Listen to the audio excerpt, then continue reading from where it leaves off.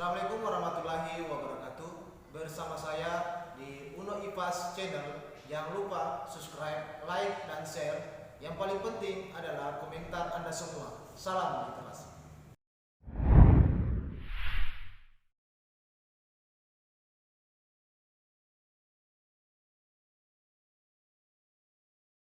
Assalamualaikum warahmatullahi wabarakatuh.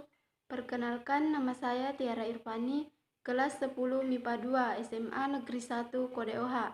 Alamat Desa Kalukaluku, Kecamatan Kodeoha, Kabupaten Kolaka Utara. Selamat menunaikan ibadah puasa. Saya akan menceritakan kisah Nabi Ilyasa alaihi salam. Kisah Nabi Ilyasa alaihi salam memang tidak akan pernah lepas dari kisah Nabi Ilyas alaihi salam, karena pada saat Nabi Ilyasa masih muda, beliau tidak pernah ketinggalan mengikuti dimanapun Nabi Ilyas alaihi salam berdakwah. Bahkan bagi Nabi Ilyas alaihi salam sudah menganggap Nabi Ilyasa sebagai putranya sendiri. Dengan berbagai macam rintangan telah dirasakan oleh Nabi Ilyasa bersama Nabi Ilyas alaihi salam saat berdakwah menyebarkan agama Islam. Dalam kisah kelahiran Nabi Ilyasa alaihi salam tidak begitu banyak sumber yang menceritakannya. Seperti yang kita ketahui, Nabi Ilyasa alaihi salam hanya diceritakan bahwa beliau lahir dari keluarga yang sederhana.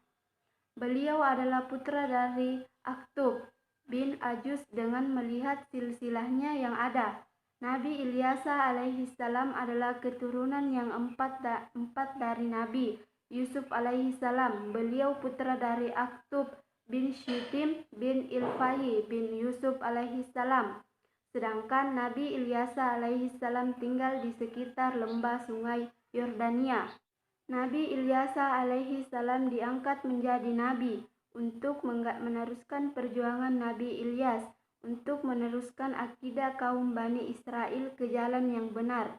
Sebab semenjak Nabi Ilyas wafat, banyak dari kaum Bani Israel yang kembali mendurhakai kepada Allah.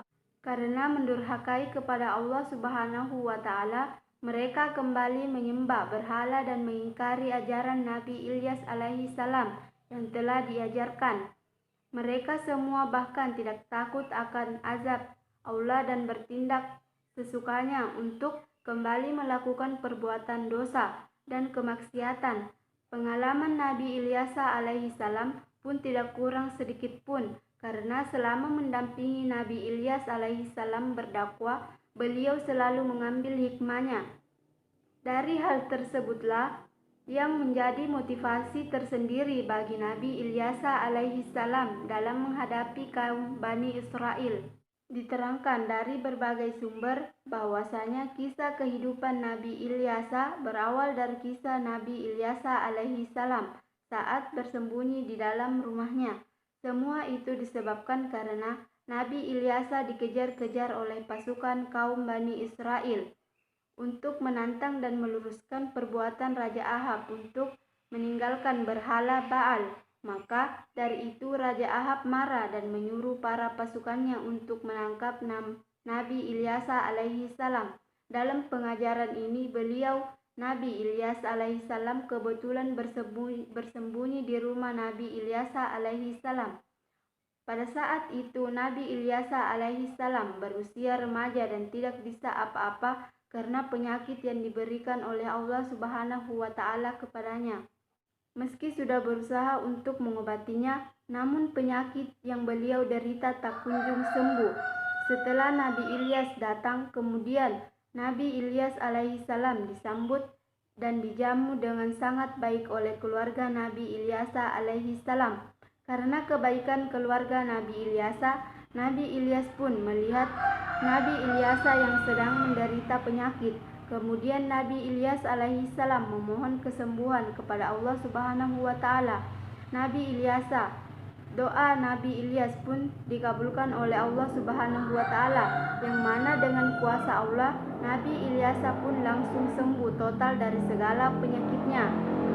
Ilyasa pun sangat kagum dan terheran-heran dengan kemampuan yang dimiliki Nabi Ilyas tersebut. Oleh karena itu, sejak Nabi Ilyasa memohon kesembuhan untuk Nabi Ilyasa, kemudian Ilyasa mengikuti ajaran Nabi Ilyas alaihi salam dan beriman kepada Allah Subhanahu wa taala dan mulai mempelajari semua ilmu yang dimiliki oleh Nabi Ilyasa alaihi salam. Bahkan Nabi Ilyasa pun selalu mengikuti Nabi Ilyas kemanapun beliau pergi untuk berdakwah. Dimanapun ada Nabi Ilyas, di situ juga ada Nabi Ilyasa. Sampai-sampai Nabi Ilyas alaihi salam mengangkat Ilyasa sebagai putranya sendiri. Sekian video dari saya, semoga kita dapat mengambil hikmah dari cerita tersebut. Wassalamualaikum warahmatullahi wabarakatuh.